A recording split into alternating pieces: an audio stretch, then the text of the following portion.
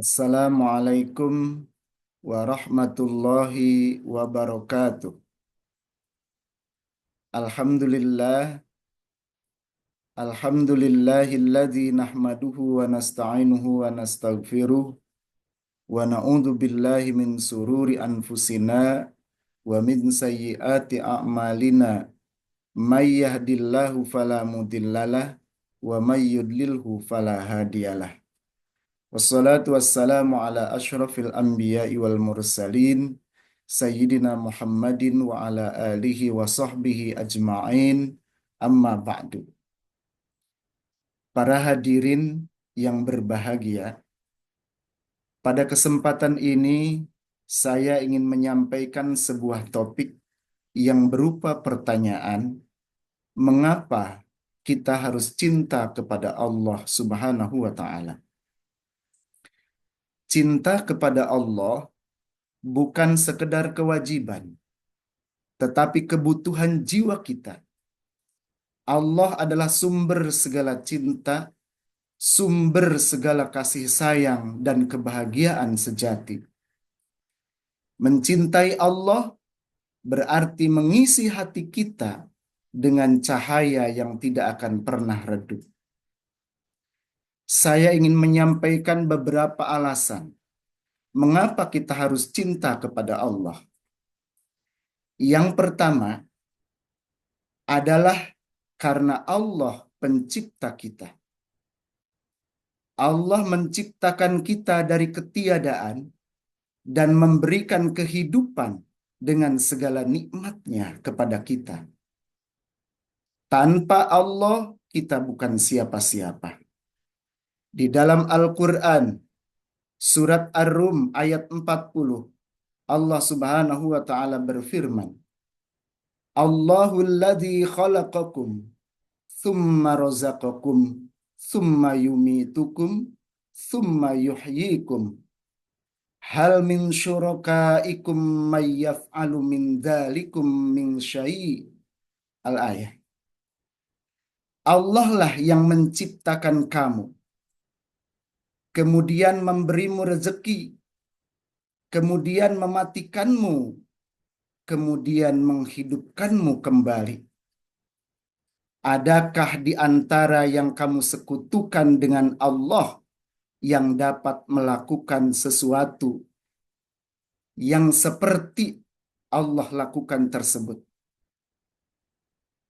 Tidak ada. Jawabannya jelas tidak ada. Tidak ada selain Allah yang menciptakan kita. Tidak ada selain Allah yang memberi kita rizki. Tidak ada selain Allah yang mampu mematikan kita. Dan tidak ada selain Allah yang mampu menghidupkan kita kembali. Jika kita bisa mencintai orang tua yang telah melahirkan kita, yang tadinya kita tidak ada kemudian dilahirkan, bagaimana mungkin kita tidak mencintai Allah yang menciptakan kita dan memberi segalanya kepada kita? Itu alasan yang pertama. Karena Allah adalah pencipta kita. Alasan yang kedua, mengapa kita harus mencintai Allah? Adalah karena Allah Maha Pengasih dan Maha Penyayang. Kasihnya Allah tidak pilih kasih. Sayangnya Allah tidak pandang orang. Semua makhluknya dikasihi dan disayangi. Orang yang taat kepada Allah, Allah kasihi dan Allah sayangi. Orang yang maksiat dan berpaling dari Allah sekalipun, tetap Allah kasihi dan Allah sayangi. Allah mencintai hambanya lebih dari seorang ibu mencintai anaknya.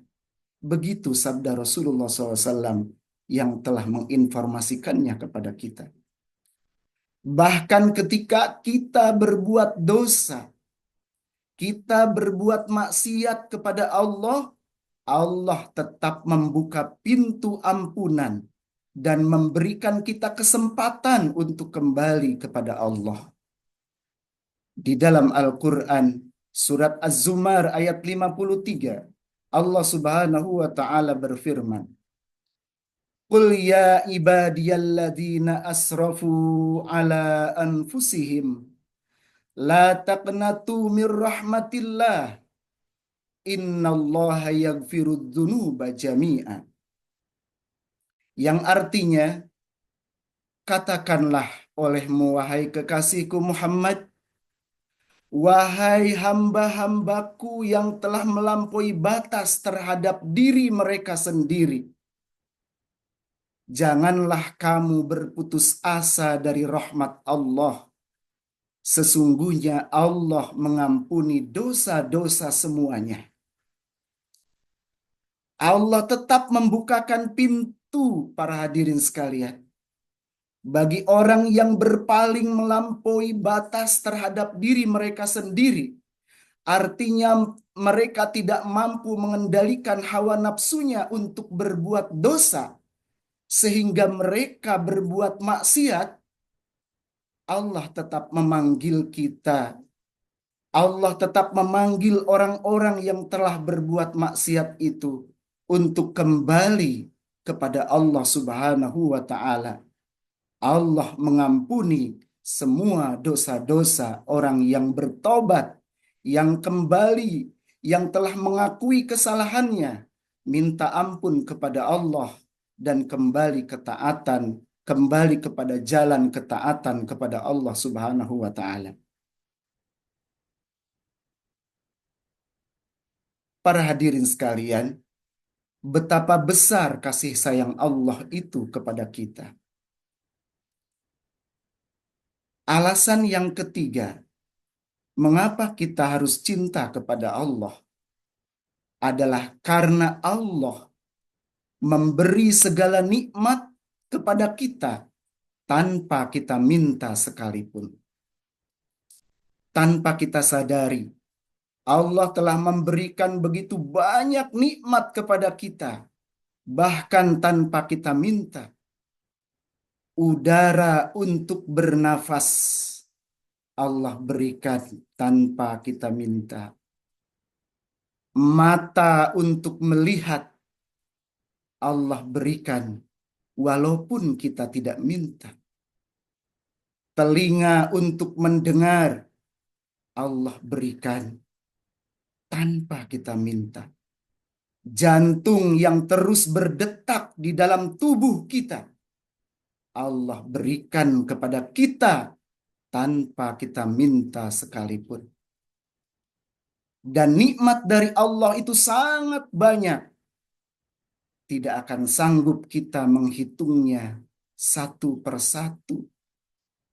Sebagaimana firman Allah di dalam Al-Quran.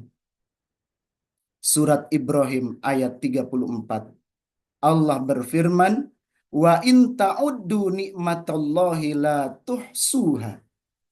Dan jika kamu menghitung-hitung nikmat Allah, niscaya kamu tidak akan mampu menghitungnya.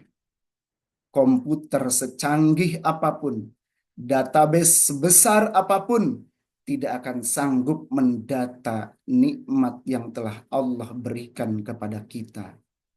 Betapa besar kasih sayang Allah, betapa besar anugerah karunia nikmat yang telah Allah berikan kepada kita.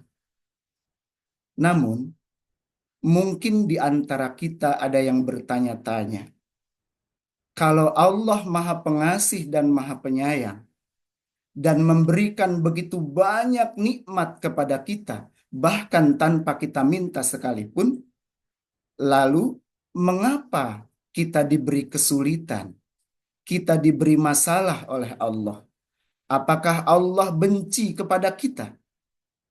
Para hadirin, ujian, kesulitan, masalah yang Allah berikan kepada kita bukanlah tanda kebencian dari Allah.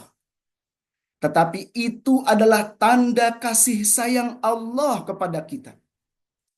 Justru melalui ujian, melalui cobaan, melalui masalah dan kesulitan, Allah ingin mengangkat derajat kita.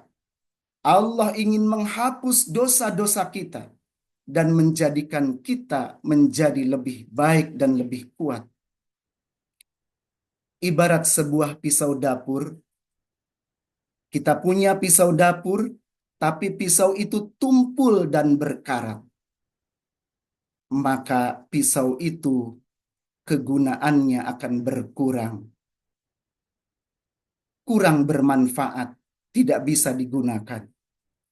Agar pisau itu menjadi tajam dan bersih, maka pisau itu harus diasah, digosok, ditempa sehingga bisa bermanfaat, bisa bersih dan tajam kembali, bisa bermanfaat untuk pekerjaan di dapur sehingga pekerjaan di dapur menjadi lebih efektif. Begitulah manusia. Jika tidak ditempa dengan ujian, maka kita tidak akan menjadi pribadi yang lebih kuat dan lebih baik. Lihatlah Nabi Muhammad Sallallahu Alaihi Wasallam, junjungan kita.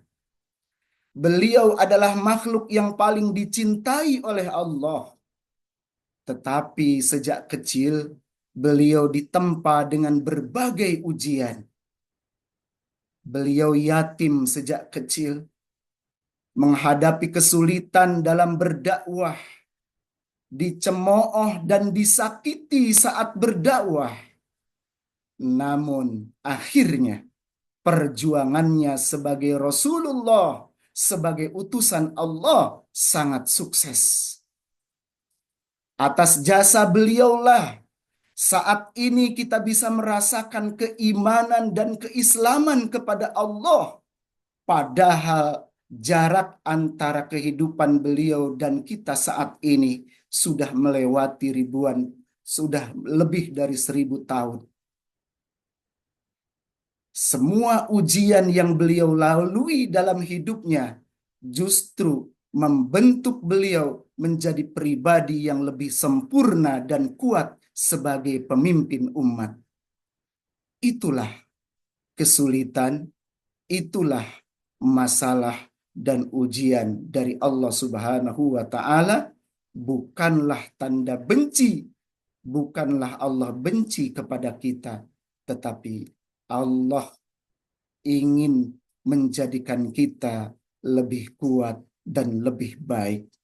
Tanda cinta Allah kepada kita. Oleh karena itu, janganlah kita mengeluh terhadap ujian yang Allah berikan. Sebaliknya, hadapilah dengan kesabaran dan keyakinan bahwa ujian itu adalah bentuk kasih sayang Allah agar kita menjadi hamba yang lebih baik. Alasan yang keempat, mengapa kita harus cinta kepada Allah adalah karena Allah selalu ada saat kita membutuhkannya. Manusia bisa mengecewakan kita. Manusia bisa meninggalkan kita atau bahkan melupakan kita. Tapi Allah tidak pernah meninggalkan hamba-Nya. Dalam keadaan sedih, dalam keadaan susah, atau dalam keadaan bahagia, Allah selalu dekat dengan kita. Allah berfirman di dalam Al-Quran surat Al-Baqarah ayat 186. Allah Subhanahu wa taala berfirman, wa idza sa'alaka ibadi anni fa inni qarib. Al-ayah, yang artinya, dan apabila hamba-hambaku bertanya kepadamu tentang aku, maka sesungguhnya aku itu dekat. Ketika semua orang pergi, Allah tetap ada.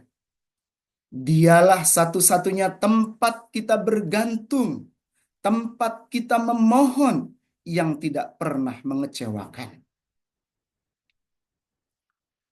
Alasan yang kelima, mengapa kita harus cinta kepada Allah adalah karena mencintai Allah merupakan jalan menuju kebahagiaan yang sejati. Cinta kepada dunia hanya sementara. Kekayaan, jabatan, popularitas bisa hilang kapan saja. Tapi cinta kepada Allah kekal dan membawa ketenangan ke dalam hati. Allah berfirman, "Ala bidzikrillahi tatma'innul qulub." Ingatlah, hanya dengan mengingat Allah, hati menjadi tentram. Para hadirin, banyak orang kaya yang tidak bahagia, banyak orang terkenal yang gelisah. Itu karena kebahagiaan sejati bukan dari jabatan, bukan dari kekayaan, bukan dari popularitas, tetapi kebahagiaan sejati hanya datang dari cinta kepada Allah dan kedekatan kita kepada Allah Subhanahu wa Ta'ala. Setelah kita tahu bahwa begitu besar anugerah kasih sayang Allah kepada kita, melebihi kasih sayang orang-orang yang kita cintai, lalu apakah ada alasan bagi kita untuk tidak mencintai Allah? Kalau kita sudah sepakat bahwa kita pun cinta kepada Allah, lalu bagaimana cara menumbuhkan dan mengokohkan cinta kepada Allah itu? Para ulama menyampaikan beberapa cara untuk menumbuhkan dan mengokohkan cinta kita kepada Allah. Yang pertama, mengenal Allah lebih dekat. Dengan cara mempelajari, merasakan, dan meneladani makna dari setiap makna dari setiap nama dan sifat-sifat Allah. Kita pelajari sifat Allah Ar-Rahman yang Maha Pengasih dan Penyayang. Sifat Allah Ar-Rahman yang Maha Pengasih. Kemudian kita merasakan kasih sayang Allah tersebut, kasihnya Allah kepada kita, kita rasakan, kemudian kita teladani sifat Ar-Rahman ini dalam kehidupan kita sehari-hari. Maka itu akan memupuk, menambah kecintaan kita kepada Allah Subhanahu wa Ta'ala. Cara yang kedua untuk menumbuhkan dan mengokohkan cinta kita kepada Allah adalah dengan melaksanakan sholat dengan khusyuk. Menjadikan sholat sebagai momen kita berbicara dengan Allah Subhanahu wa Ta'ala.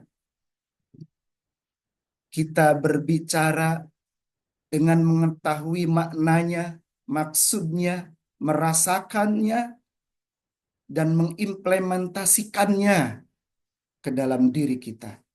Ketika kita mengucapkan Allahu Akbar, Allah Maha Besar, kita merasa sedang mengucapkan itu kepada Allah dan merasakan kebesaran keagungan Allah Subhanahu wa Ta'ala yang tidak ada yang membandinginya. Cara yang ketiga agar kita bisa menumbuhkan dan mengokohkan cinta kita kepada Allah adalah dengan memperbanyak zikir dan doa kepada Allah. Kenapa? Karena ingat kepada Allah setiap saat adalah tanda cinta kita kepada Allah. Orang yang cinta kepada sesuatu, pasti dia banyak mengingat, banyak menyebut yang dia cintai. Cinta kepada Allah, tandanya adalah memperbanyak zikir dan doa kepada Allah. Cara yang keempat, bagaimana cara kita menumbuhkan dan mengokohkan cinta kita kepada Allah adalah dengan membaca, mempelajari, dan mengamalkan Al-Quran. Karena Al-Quran adalah surat cinta dari Allah kepada kita.